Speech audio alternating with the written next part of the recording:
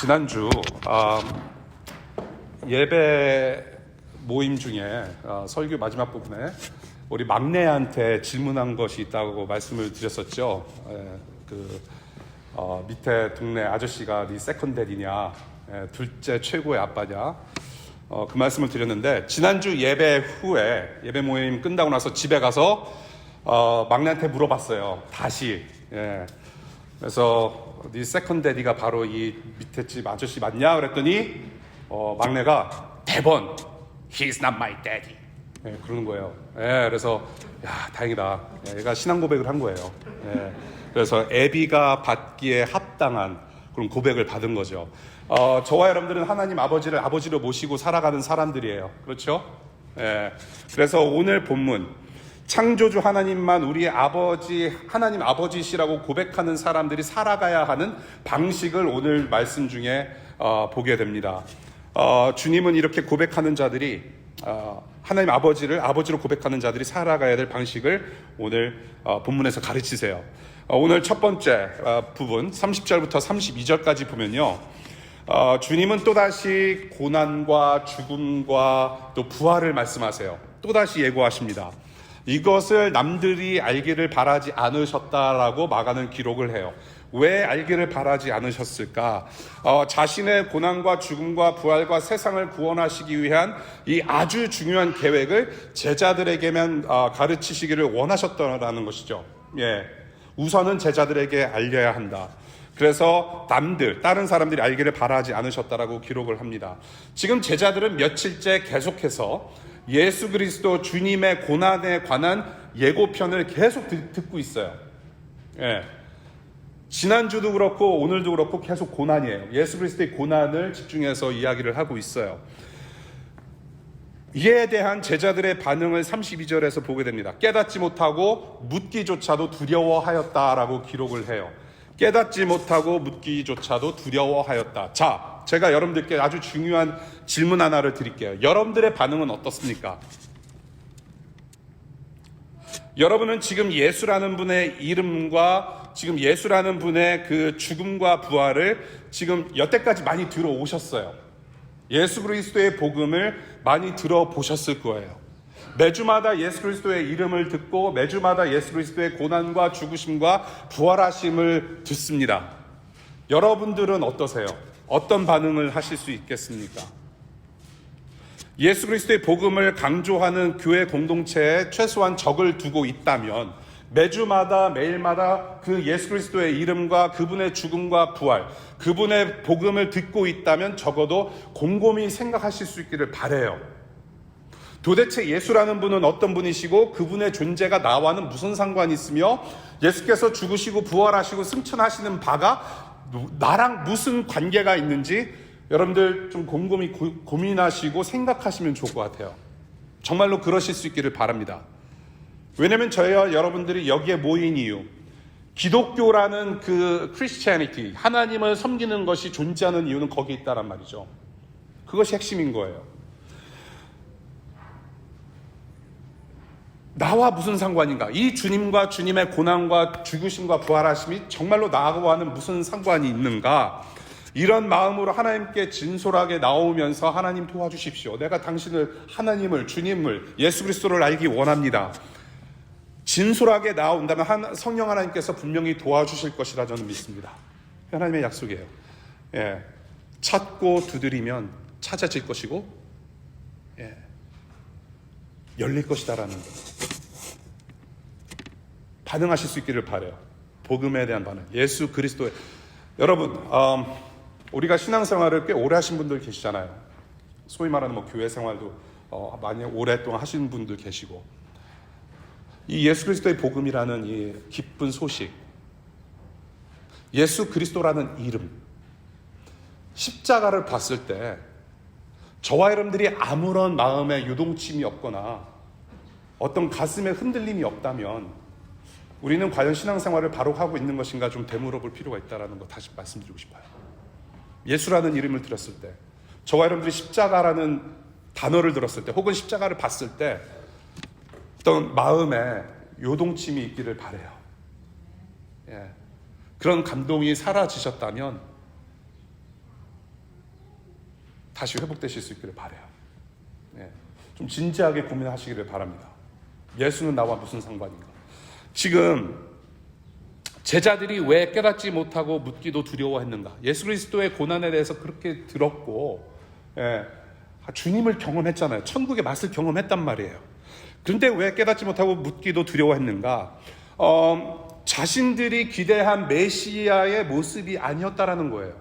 로마 제국에서 벗어나게 할, 해방시킬 그러한 메시아의 모습은 아니다. 죽어야 모두가 살게 되는 진정한 메시아는 이 사람들에게 있어서는 상상조차 할 수 없었던 것이죠. 예, 적어도 로마 제국, 우리 수준으로 말하자면 어떤 나라를 무너뜨리거나 억압돼서 물러났을 때는 무력을 또한 사용해야 되잖아요. 그렇죠? 요즘은 뭐 사이버 시대라서 뭐 이렇게 온라인으로 굉장히 또 뭐 전쟁의 어떤 한 에스펙트라고 또 보여지기도 하는데요. 무력을 사용해야 돼요. 무력을 행사해야 돼요. 그래야 로마 제국이 무너진단 말이에요. 적어도 우리가 따르는 주님, 우리가 따르는 스승 예수라는 분은 적어도 백마 타고 엑스칼리버 칼을 정도는 휘두르셔야 돼요. 사람들을 모아서 그렇게 많은 사람들이 따라다닌다면 무력으로 한번 맞짱 떠볼 그런 기회가 있을 것 같아요. 그런데 그 제자들이 생각한 그런 수준의 주님이 아니었단 말이에요. 죽으면 자꾸 고난을 얘기하세요. 죽음을 예고하세요. 부활을 예고하세요. 우리가 생각했던 메시아가 아니다라는 거예요. 깨닫지 못해요. 동시에 자신들의 계획이 무너지는 것이죠, 사실은. 예. 자신들만의 계획인 거예요. 그러한 메시아를 그렸다라는 것은 자신들만의 계획, 자신들의 꿈, 자신들의 이상이 날아가는 두려움 때문에 깨닫지도 못하고 묻기조차도 하지 못했다. 그리고 또 한 가지 중요한 것, 주님께 또 뭐라고 하면 사탄아 불러가라, 이상한 소리 들을까봐. 예, 베드로한테 그렇게 말씀하신 거를 봤거든요, 제자들이. 예, 몇몇 제자들이. 너무나도 무서웠던 거죠. 고난의 말씀을 계속 들었던 제자들이 33절부터 뭔 짓을 하는지 봅니다. 33절부터 37절까지 제자들끼리 논쟁해요. 말싸움, 말다툼, 그리고 이에 대한 주님의 반응을 보게 되는데요. 길에서 논쟁을 한대요. 말싸움. 제자들은 잠잠했어요. 주님께서 왜 싸우냐 물어봤는데 제자들은 잠잠하게 뭔가 찔리는 게 있다는 듯이 조용합니다. 대답을 못해요. 그러나 누가복음에를 보면은 누가복음의 같은 사건을 다루고 있는데 주님이 왜 논쟁하는지 아신다고 누가복음에서 증거를 해요. 무엇을 가지고 논쟁을 하느냐? 우리 중 누가 가장 큰 사람이냐? 그것을 주님께서 아셨다라고 말해요. 그러고 나서 말씀하시는 거예요. 자, 우리 중에 누가 가장 큰 사람이냐? 로마 제국을 전복시킬 주님이시니, 로마 제국을 전복하고 우리가 해방을 맞아서 다시금 이스라엘 민족으로 굳건한 나라를 회복하는 그런 영광, 그 영광을 우리가 맛볼 텐데 그러면은 누가 가장 큰 사람이냐? 논쟁을 한 거예요. 자, 그냥 제 추측을 한번 말씀을 드릴게요. 어떤 논쟁을 벌였는지. 자, 우리 주님이 왕이 되시고 국무총리도 있어야 되고 장관급도 있어야 돼요. 예. 이번에 한국에서 대통령 새로 뽑히셨죠. 예. 기도 계속 하시면 좋겠어요. 여러분들 조국을 위해서. 예. 예. 높으신 분들을 위해서 우리는 기도해야 돼요. 예. 높은 자, 국무총리도 있어야 되고 장관도 있어야 돼요. 권력과 명예는 누구의 몫이냐? 자, 일단은 베드로가 그래도 제자 팀의 어떤 대변인 역할을 했기 때문에 좀 잘 나서기 때문에 국무총리는 베드로가 하고, 그 다음에 스스로 예수님으로부터 가장 많은 사랑을 받은 사람이라고 스스로 그렇게 여기는 사도 요한이 비서실장을 하면 어떨까? 자기가 생각하기에 주님과 가깝다고 착각하기 때문에 비서실장을 맡기고, 또 통역성이 있는 그런 열심당 출신인 시몬이 뭐 국방장관을 하고, 그 다음에 IRS 출신 세무서에서 일하는 해본 경험이 있던 마태가 세무청장 하면 어떨까? 혹은 재무장관 하면 어떨까? 아니다, 그럴 수 없다, 내가 그 자리에 올라간다, 뭐 그런 식으로 싸웠을 것 같아요. 예, 높은 자리에 누가 있어야 되느냐? 결국 예수님의 오른팔은 누구 해야 되느냐? 제가 들었던 황당한 말 중에 하나가 있어요. 목사님 오른팔 누구예요? 목사가 오른팔 여기 있지 어디 있어요? 네, 제일 황당한. 그게 제일 중요한 거 아니겠습니까? 여러분들 살면서. 그렇죠? 줄 잘 서야 되잖아요. 대통령 새로 뽑혔어요. 미리부터 줄 잘 섰어야죠. 출세하려면. 오른팔이 누구냐? 지금 밥그릇 싸움하고 있는 거예요. 그런데 이게 지금 얼마나 철딱선이 없는 얘기예요. 철딱서니가 없어요. 다 큰 남자 어른들이 지금 이러고 있는 거예요. 이게 지금 무슨 상황과 같냐면요, 부모가 아버지나 어머니 중에 한 분이 산소호흡기 끼고 있는데 자식들이 와가지고 유산 싸움하고 있는 거예요. 지금 아버지 돌아가시면, 어머니 돌아가시면은 누가 그 유산을 가지고 살아갈래? 철딱선이 없어요. 지금 자기 선생은 계속 고난받고 뭐 죽게 될 것이라고 계속 강조하시는데 자기들은 살궁리만 해요. 주님의 시선이 지금 어디가 있습니까? 계속해서 주님의 시선은요, 낮은 곳에 가 있어요. 그리고 동시에 자기의 비움을 자꾸 말씀하세요. 자기 비움. 그런데 지금 제자들의 시선은 높은 곳에 가 있고 비움이 아니라 자기들의 체움을 가지고 논쟁하고 있단 말이에요. 그런데 이러한 제자들을 호통치지 않으세요. 야, 이놈의 자식들, 야, 이놈의 삐들아, 내가 지금 고난당하고 죽게 생겼는데 니들 지금 밥그릇 싸움 할 때냐? 호통치지 않으세요. 내가 언제 그렇게 가르쳤느냐? 호통치지 않으세요. 오히려 이 문제를 가지고 중대교육을 실시하세요. 굉장히 중요한 말씀을 하세요. 앉아서 가르치셔야 할 만큼 중대한 말씀을 하신 거예요. 앉아서 말씀하셨다라는 말은 권위를 뜻해요. 권위. 예. 좌정하사 다스리소서. 예, 그런 찬양도 있잖아요. 좌정하신 거. 앉으셨다라는 의미는 통치하시는 하나님의 어떤 권위를 가리키는 거예요.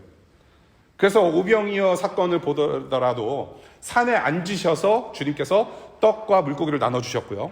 그리고 배에 올라타셔서도 배에 올라타 앉으셨다라는 표현을 우리가 보게 돼요. 그것은 뭐냐면 권위 있는 자리에서 권위 있게 가르치셨다라는 말씀.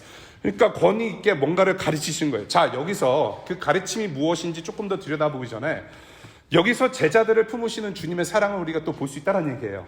내치지 않으셨어요. 호통치지 않으셨어요. 있는 그대로 받아주셨어요. 이런 오합지졸 남자애들 12 데리고서 세상을 바꿔보시겠다고 하시는 그 주님의 사랑을 여기서 보게 되는 거예요. 예. 얼마나 철딱선이 없어요. 여러분, 살아계신 부모님 앞에서 여러분들 유산 얘기 한번 해보세요. 그게 말이 되는가. 예. 근데 제 자신만 봐도 그렇고 우리 인간들, 저와 여러분들 사실은 우리도 주님을 따른다면서 내 재산 싸움 좀 하고 있잖아요. 덜어는. 예. 내 권력 다툼을 누군가와는 하고 있을 테고. 예. 우리도 철딱선이 없고 오합지졸이에요. 예. 그러한 주님의 사랑과 자비를 느끼면서 좀 감사하면 좋겠다는 생각이 좀 들었어요. 끝까지 사랑하신 주님의 모습. 자, 이제 본론으로 들어갈게요. 앉으셔서 어떤 권위 있는 중대한 말씀을 하셨는지 35절과 37절을 우리가 주목해서 볼 필요가 있습니다. 여기서 오늘 모든 문제가 해결이 돼요. 35절. 제가 다시 읽겠습니다. 누구든지 첫째가 되고자 하면 그는 모든 사람의 꼴찌가 되어서 모든 사람을 섬겨야 된다. 여기서 말하는 첫째는 으뜸이라는 얘기예요. 최고. first. 제자들이 논쟁한 큰 사람, 가장 큰 사람이 되려면 무엇을 해야 된다? 꼴찌가 돼서 섬기라, 봉사라는 말씀을 하세요. 예. 여기서 말하는 섬김이라는 단어는 디아코노스라는 단어예요. 섬기다, 봉사하다. 조금 더 풀어서 설명하면 시중 드는 자라는 뜻입니다. 시중 드는 자를 한마디 영어로 표현하면 뭐예요? 웨이터가 되는 거예요. 혹은 웨이트레스. 시중 드는 자가 되라. 그래서 우리 개신교 교회 안에 직분 중에 집사라는 직분이 있는데, 집사라는 직분을 영어로 옮기면 디컨이라는 말이 있는 거죠. 디아코노스. 섬기는 자라는 뜻이에요. 예. 그러니까 뭐예요? 주님의 말씀은 너네가 장관이 되려면, 국무총리가 되려면은 웨이터가 돼야 된다는 말씀하시는 거예요. 웨이터가 돼야 된다. 저 토속집의 웨이터가 되면 너는 장관이 될 것이다. 그런 말씀을 하시는 거예요. 여기 깍두기 하나 더 주세요. 그러면 깍두기를 날라주는 사람이 돼야 장관이 될 수 있단 말이에요. 자, 그러면 누구에게 봉사를 하냐? 모든 사람들에게 그렇게 봉사해야 된다. 사람. 자, 37절 볼게요. 누구든지 내 이름으로 어린아이들 가운데 하나를 영접하면 그는 나를 영접하는 것이요 누구든지 나를 영접하는 사람은 나를 영접하는 것보다 나를 보내신 분을 영접하는 것이다 라고 말씀하세요. 여기서 말하는 어린아이는 그 당시에 모든 문화와 사회, 어떤 전통이 다 성인 남성 중심이었어요. 성인 남성 중심. 이 성인 남성 중심으로 돌아가는 사회 속에서 아이들은 항상 꼴찌였어요. The last라고 불러요. 꼴찌예요, 항상. 소외된 계층이에요. 보잘것없는 계층이었어요. 사회 계층. 힘없는 약자였습니다. 힘없는 약자 하나를 섬기는 것이 나를 영접하고 섬기는 것이고 또 동시에 하나님 아버지를 섬기는 것이다. 이러한 문화가 교회에서도 옛날에는 있었던 것 같아요. 예, 디모데전서 4장 12절을 보면 사도 바울이 디모데에게 네가 교회 안에서 네가 이제 교회 지도자인데 교회 안에서 네가 어리석다고 놀림받지 않도록 네가 잘 처신하고 잘 자라야 된다. 뭐 그런 말씀을 하셨어요. 예, 디모데가 굉장히 어린 청년이었거든요.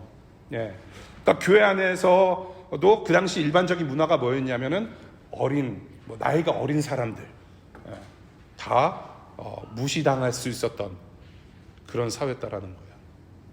특별히 더욱이나 우리 어린아이들도 더. 우리 교회 안에서도 제가 꼰대 되지 않기 위해서 엄청 노력하고 있는 거 아세요, 여러분? 예. 뭐 내가 라떼는 말이야 뭐 그런 얘기 안 하잖아요. 예.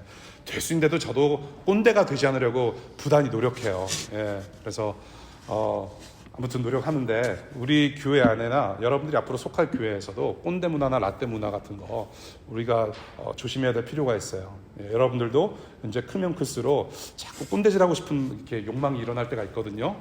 죽이셔야 돼요. 지금부터 연습 잘 하시기를 바라요. 예.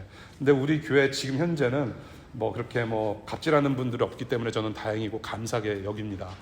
예.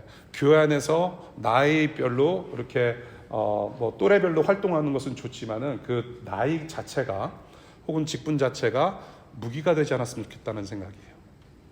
지금 이 당시에는 어린아이는 굉장히 연약한 계층이었어요.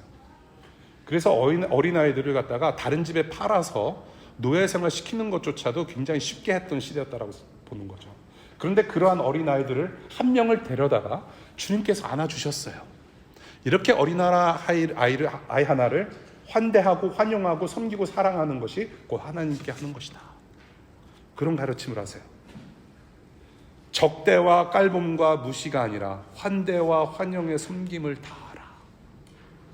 35절과 37절의 대략의 내용을 이렇게 봤는데요.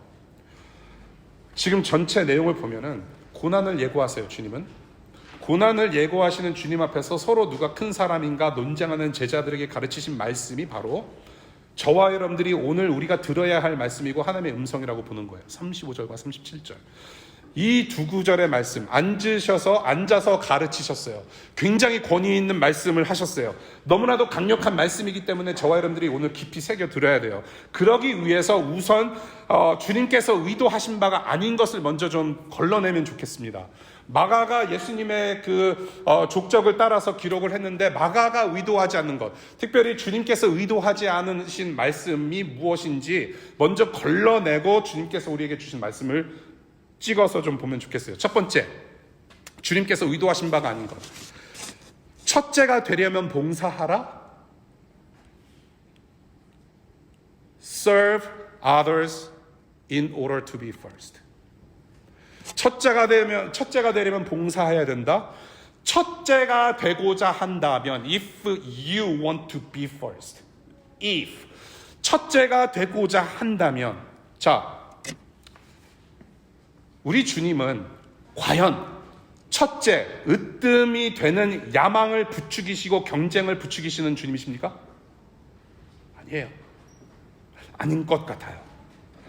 첫째가 되기 위해서 너의 노력과 너의 열심이 반드시 필요하다라고 말씀하시는 건가요? 그런 주님인가요? 누구나 다 첫째가 되면 손은 누가 키워요? 제자들 12명이서 지금 누가 제일 큰 사람이냐, 누가 첫째가 되느냐, 다 첫째가 될 수 있나요? 그럴 수 없잖아요. 지금 우리 주님은 경쟁을 부추기시는 분입니까? 제자 공동체를 완전히 찢어 놓으시려고 작정하신 분인가요? 그렇지 않단 말이에요. 오히려 첫째 되고 싶은 인간의 욕망의 일침을 가하시는 말씀이 아닌가 그렇게 생각이 드는 거죠. 꼴찌가 되어 섬기고 싶지 않은 인간들의 욕망, 본성을 그대로 드러내고 거기에 찬물을 확 끼얹으시는 말씀이라고 저는 봐요. 첫째가 되려면 무조건 봉사하고 노력해야 된다? 그런 말씀하시는 거 아닌 것 같아요. 두 번째, 의도하신 바가 아닌 것. 섬김의 목적은 첫째가 되는 것이다. 과연 그럴까? 섬김의 목적은 첫째가 되는 것이고, 그래서 섬김은 첫째 되려고 하는 수단이다 라고 가르치시는 건가? 첫째가 되고 싶은 야심을 품고 있으면서 여러분 진정한 섬김이 가능하다고 생각하세요? 정말로? 어느 정도 훈련은 가능해요. 저희 아이들이 그 사회봉사 활동을 해서 몇십 시간 채워야지만 졸업이 가능하고 위에 클래스로 진급이 가능해요. 여러분들도 많은 분들 해보셨으리라 생각이 돼요. 어느 정도 사회봉사 애들 보니까요, 막 진정으로 기뻐서 내가 이렇게 봉사를 하는구나, 야 기쁘다, 그렇게 해본 적 한 번도 없어요. 애들이 어쩔 수 없이. 근데 해내야 해요. 그는 어떤 한 면에 있어서는 교육이고 좋은 훈련이라고 봐요. 이렇게 해서라도 현장 실습을 통해서 이런 것들이 있구나, 세상을 살아가면 이런 것이 필요하겠구나, 좋은 현장 실습이 돼요. 근데 주님께서 지금 하신 말씀, 네가 첫째가 되기 위해서 섬김이라는 수단을 반드시 사용해야 된다, 그런 말씀을 하시는 것인가? 만약에 그렇다고 한다면 진정성이 없는 봉사도 봉사일 수 있겠는가라는 거. 주님은 그것을 원하셨는가? 질문해 볼 필요가 있어요. 그렇다고 한다면 봉사는 첫째가 되긴 의장전술에 불과한 거예요. 그렇죠? 예. 봉사하는 것처럼 하면서 마음은 저리 가 있는데, 마음은 저 위에 가 있는데 그냥 거기 있으면 되는 거. 봉사활동이 어떤 출세의 도구가 될 수 있다는 거. 여러분, 교회에서도 마찬가지예요. 교회에서 주로 이제 조금 규모가 큰 교회, 주차장이 있어요. 주차 관리를 해야 돼요. 굉장히 추울 때도 나아가서 주차 관리해야 돼요. 그리고 식사량이 많잖아요. 큰 교회는. 그렇죠? 그러면 식당 봉사를 해야 돼요. 굉장히 어려운 섬김 중에 바로 이렇게 허드렛 일을 하는 섬김이 굉장히 필요한 교회들이 있어요. 그런데 집사나 장로가 되고 싶어서 거기에 마음은 없는데 어쩔 수 없이 하는 분들이 가끔 있어요. 가끔.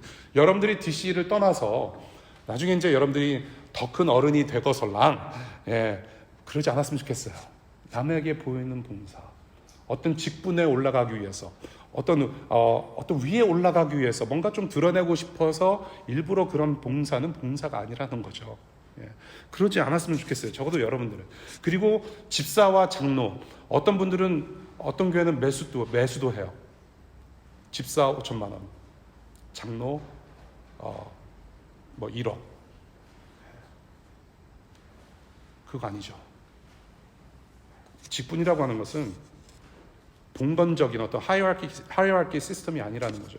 위아래의 문제가 아니에요. 직분은 기능과 그런 어떤 사역의 부분이지, 이것은 불리워지기 위한 타이틀도 아니고 어떤 봉건적인 시스템에 있어서 우리가 올라가야 하는 어떤 방향도 아니란 말이에요. 자, 진정성이 없는 봉사, 사람들 눈은 속일 수 있어요. 정말로. 그래서 원하는 것 가질 수 있어요. 그런데 하나님 눈은 못 속입니다. 여러분, 다른 사람 눈은 속일 수 있어도 하나님의 눈은 속일 수가 없어요. 주님 앞에 들키지 않을 수가 없어요. 그것을 과연 진정한 봉사라고 할 수 있겠는가? 주님이 지금 그거를 가르치고 계시는가? 아니라고 봐요. 봉사의 수단을 사용해서 높은 데 올라가라? No. 그런 말씀하시는 거 아닙니다. 수단이 수작이 되는 거죠. 그러면 주님의 삶 전체를 봤을 때, 이 예수 그리스도라는 존재를 봤을 때, 예수께서 하신 일을 봤을 때, 그리고 그분의 성품을 봤을 때, 예수님의 삶과 그분 존재는 섬김 그 자체였어요. 사랑 그 자체이셨어요. 수작을 부리신 분이 아니었단 말이에요. 따라서 35절 말씀, 첫째 되기 위한 수단으로 봉사하라는 말씀으로 받아들이기 힘들단 말이에요. 봉사는 수단이 아니에요, 여러분. 삶이어야 되는 거지. 성품으로 드러나야 되는 것이지. 자, 세 번째, 의도가 아닌 것. 어린아이를 영접하는 것이 구원이라는 말씀인가? 어린아이 하나를 영접하는 것이 하나님을 영접하는 것이다 라고 말씀하셨어요. 구원의 방법을 말씀하고 계시는 것인가? 어린아이를 영접하는 것은 곧 하나님을 영접하는 것이니 이것은 하나님을 영접하면 내가 구원을 얻는 것이구나. 하나님 내가 하나님을 믿겠습니다. 하나님을 나의 하나님으로 영접합니다라는 기도를 하면은 정말로 구원을 받는 것인가? 아니란 말이에요. 만약에 어린아이를 영접하고 어린아이를 환영하고 환대하는 것이 구원의 방법이라면 주일날에 여러분들 저 뒤에 우리 노아, 샬롯, 또 누구야 우리 밸러리 있어요. 한 번씩 안아주면 여러분은 구원받고 천국 가는 거예요. 그것이 구원의 방법이라면. 여러분 베이비sit, 옆집에 있는 베이비sit 한번 하면요 1시간만 하셔도 여러분은 구원받을 수 있는 거예요. 그런 식으로 따지면. 이것은 성경을 통해서 가르치신 구원의 방법이 아닌 거죠. 성경에서 가르치시는 구원은 오직 예수 그리스도의 값없이 주신 죄사함의 은혜와 그 예수를 믿는 믿음으로만 구원받는다라고 성경에서 가르치세요. 오로지 믿음, 오로지 은혜로. 따라서 37절 어린아이를 영접하는 것은 곧 하나님을 영접하는 것이고 구원의 방법이 아니라는 거예요. 구원의 방법으로 말씀하시는 것이 아니다. 3가지 봤습니다. 첫째 가는 거, 첫째가 되기 위해서 봉사를 수단으로 사용하는 거, 그리고 구원의 방법, 그런 말씀하시는 것이 아니다라는 거예요. 그렇다면 주님의 가르침이 무엇이냐? 이 세상 최고가 되는 인생의 목적, 그리고 그 최고가 되는 인생의 목적을 이루기 위한 어떤 지름길을 제시하는 말씀이 아니라 하나님 아버지를 아버지로 여기며 살아가는 하나님 자녀들의 구체적인 삶의 방식을 말씀하고 계시는가라고 보는 거예요. 자, 35절 다시 볼게요. 35절 누구든지 첫째가 되고자 하면 그 모든 사람의 꼴찌가 되어서 모든 사람을 섬겨야 된다. 지금 여기서 누구를 말하는 걸까요? 여러분들이 모든 사람 섬길 수 있어요? 정말로 여러분들이 꼴찌 될 수 있겠습니까, 여러분? 정말 꼴찌 되실 수 있겠어요? 지금 35절에 누가 보여요? 모든 사람의, 한 명도 남김없이 모든 사람의 꼴찌가 되어서 모든 사람을 섬기신 분이 누구예요? 비천한 인간이 되셔서 비천한 인간이 되셔서 꼴찌, 비천한 죽음으로 모든 사람의 구원을 위해서 섬기신 분이 누구예요? 그것이 가능했던 분이 누구예요? 예수 그리스도 자신이잖아요. 하나님, 그리고 하나님 아들로서 첫째이신 분이 맞지만은 첫째의 영광을 뒤로 하시고 꼴찌로 내려오셔서 세상 삶에 있어서 꼴찌 자체이셨던 그 주님. 제자들이 꼴찌였고 수많은 사람들이 꼴찌였는데 십자가에서 그 자리를 맞바꾸신, 자신의 첫째 되는 자리와 꼴찌 되는 여러분들의 자리를 맞바꾸신 분이, 십자가에서 맞바꾸신 분이 바로 예수 그리스도라는 거죠. 누가복음 22장 27절에 누가 더 높으냐, 밥상에 앉은 사람이냐, 시중 드는 사람이냐, 밥상에 앉은 사람이 아니냐, 그러나 나는 섬기는 사람으로 너희 가운데 있다라고 주님께서 말씀하신 적이 있어요. 밥상에 앉은 사람이 크냐, 웨이터 하는 사람이 크냐, 밥상에 앉은 사람이 큰데 나는 이 세상에 웨이터로 왔다라고 말씀하세요. 시중 드는 자로 왔다. 세상 나라 복음은 피라미드 꼭대기 최고의 자리를 향해서 가라, 거기를 찾아라라고 말하는 것이 세상 복음의 내용이에요. 여러분들 We Are Light 그거 기억나시죠? 뭐예요? 스카이캐슬 보면 정말로 어떤 아버지가, 법대 교수 아버지가 피라미드를 딱 갖다 놔요. 마당에. 혹시 보신 분들 기억나시죠? 정말로 피라미드를 갖다 놓고 너희들은 여기로 올라와야 된다고 애들을 강요를 해요. 가둬놓고 공부를 시켜요. 그것이 세상의 복음이에요. 그런데 하나님 나라 복음, 예수 그리스도의 복음은 inverted triangle이에요. 역삼각형. 이것이 아니라 거꾸로 된 역삼각형이 예수 그리스도 하나님 나라의 복음이에요. 무엇이냐면은 저 밑에 바닥에 박혀있는, 이 세상 땅에 박혀있는 꼭지점에 누가 계세요? 예수 그리스도가 계세요. 그리고 모두의 죄, 모든 영혼을 책임지신 분이 바로 예수 그리스도란 말이에요. 그 밑에까지 내려가신 분이 바로 예수 그리스도세요. 여러분들을 살려내시려고. 주님 자신이 바로 모든 사람의 꼴찌가 돼서 모든 사람을 섬긴 자다라고 그렇게 말씀하시는 것 같아요. 직접 자신이 그런 분이심을 이 사람들이 지금 제자들이 논쟁하는데 끼워서 sarcastic하게 끼워 맞춰서 답을 하고 계신 거랍니다. 그래서 이 예수 그리스도의 이름으로 너희들은 무엇을 하라? 바로 어린아이를 영접하라고 말씀하세요. 첫째가 되고자 하는 권력의 욕망, 제자들이 지금 논쟁하고 있는 첫째가 되고 싶은 권력의 욕망을 아이를 안아주는 환대로 뒤집으세요. 이 작은 하나를 섬기는 것 자체가 또한 하나님을 섬기는 것이다. 35절에 모든 사람을 섬기는 것과 37절에 어린이 한 명 섬기는 것을 대조하고 있어요. 모든 사람을 구원하시는 분은 오직 예수 그리스도이지만 제자들과 그리고 저와 여러분들이 우리 수준에 맞게, 인간의 수준에 맞게 그분 이름으로, 예수 그리스도의 이름으로 살아가는 구체적인 삶의 방식, 삶의 적용으로 작은 자를 섬겨라. 그 한 명 섬기는 거, 거기서도 하나님 만날 수 있다. 만나줄 거다. 그것이 바로 하나님 영접하는 것이다. 그 한 사람, 거기서 만나자. 구체적인 삶의 적용을 말씀하세요. 25절 마태복음 25장에 나그네가 지나갈 때 줄인 자에게 물을 주고 그 나그네가 굶주리면은 또 음식으로 영접하는 것에 대해서 말씀하시면서 그렇게 영접하는 문제에 있어서 이런 말씀을 하십니다. 여기 이 사람들 가운데서 지극히 보잘것없는 사람 하나에게 하지 않는 것이 곧 내게 하지 않는 것이다 라고 말씀하세요. 철저하게 부정형으로 말씀하세요. 이것을 뒤집어서 강한 긍정으로 표현할게요. 이 사람들 가운데서 지극히 보잘것없는 사람 하나에게 하는 것이 하나님께 하는 것이다 라고 말씀하시는 거죠. 에베소서를 보면요, 주인이나 종이나 서로 간에 어떻게 하라고 그래요? 주님 섬기듯 하라고 해요. 주님 섬기듯. 그것이 저와 여러분들이 사람을 대하는 방식이고 일상을 살아가는 방식이라고 말씀하시는 거예요. 작은 하나, 주님을 영접하는. 그래서 이웃을 영접하는 것이 곧 하나님을 영접하는 것이고, 하나님을 사랑하는 것은 이웃사랑과 직결되어 있는 문제라는 거예요.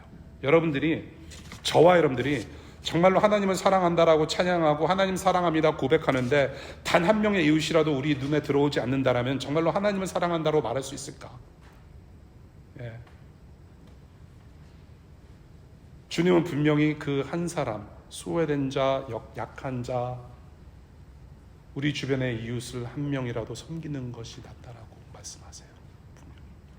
사람, 하나님께서 사람을 창조하셨어요. 사람을 풀어서 이렇게 표현이 가능하죠. 사랑하기를 바람. 사람의 존재 목적인 거예요. 사랑하기를 바람. 사람. 인생길 위에 놓아주신 사람들은 여러분들의 경쟁 상대이거나 여러분들의 성공을 위한 희생양으로 온 사람들이 아니라 사랑의 대상으로 하나님께서 심어주신 하나님의 창조물이라는 거 우리가 잊지 말았으면 좋겠어요. 사람을 사랑의 대상으로 보내주셨다. 이웃의 모습에서 주님의 모습이 보여야 돼요. 그래서 37절, 이웃 사랑의 현장은 곧 주님을 만날 수 있는 예배의 현장이다 라는 것을 알려주십니다. 모든 사람을 섬겨야 한다 라는 제목으로 오늘 본문 말씀 봤어요.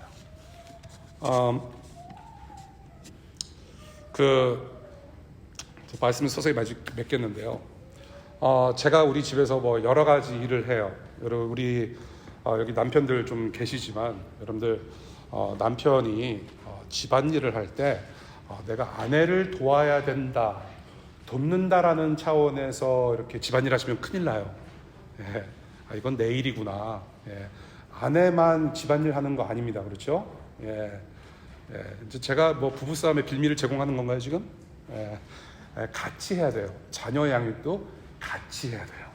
예. 제가 맡은 일이 여러 가지가 있어요. 빨래뿐만 아니라 저는 설거지 잘해요. 예. 요리는 뭐 잘 못하는데 설거지는 잘해요. 빡빡.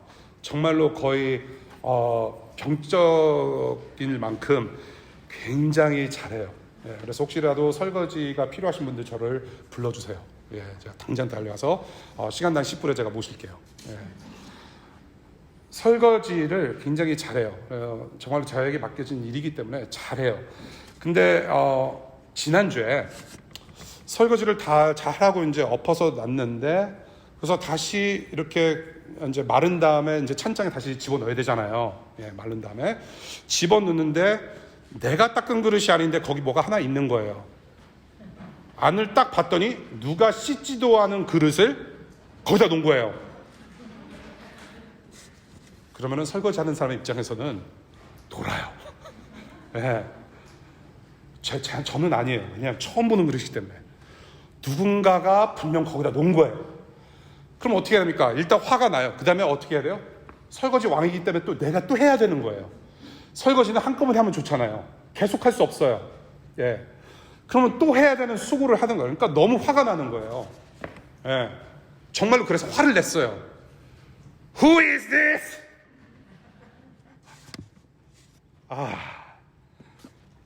근데 다시 하면 그냥 되는 건데, 그거 그릇 하나인데 화가 먼저 나요. 저는 스스로 설거지 왕노릇 한 거죠, 사실은. 예. 요리도 못하면서 설거지 하나 가지고 왕이 되는 주방의 어떤 존재감을 드러내려고 하는. 예. 그래서 이번에 설교 준비하면서 오늘 아침에 제 스스로에게 붙였던 별명이 이거예요. 요리꽝 부엌왕. 예, 요리는 꽝인데 부엌 왕이다. 얼마나 웃겨요. 애들이 나를 보고 볼 때 웃겼을 거예요. What's wrong with daddy? 작은 일에도 자세를 낮추지 못하고 높아지려고 하는 욕망. 그게 화낼 일이에요? 다시 하면 되는데. 그래서 후회도 많이 하고 반성하고 회개하는 중에 있어요. 별것도 아닌데 그거 가지고 갑질하려고 하고 권력을 얘기하려고 하고 높아지려고 하고. 근데 제자들도 다를 바 없다라는 거. 지금 그런 싸움을 하고 있는 중에 주님이 아주 중요한 말씀하셨죠. 그런 철딱선이 없는 이 홍주영, 그런 나에게, 그러한 제자들에게 주님께서 먼저 찾아와 주셨다라는 사실. 예수께서 십자가에서 펼치신 팔로 안아주신 그 어린아이가 누굴까요? 바로 결국에는 제자들이었고, 결국에는 그 어린아이가 나였고, 결국에는 그 어린아이가 여러분 한 명 한 명이에요. 주님께서 지금도 안아주고 계세요. 사랑받을 자격이 없는 저와 여러분들을 하나님의 자녀가 되도록 하나님께서 여러분들을 먼저 영접하셨어요.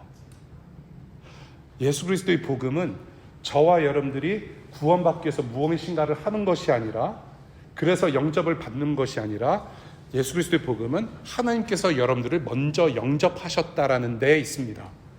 He accepted you first.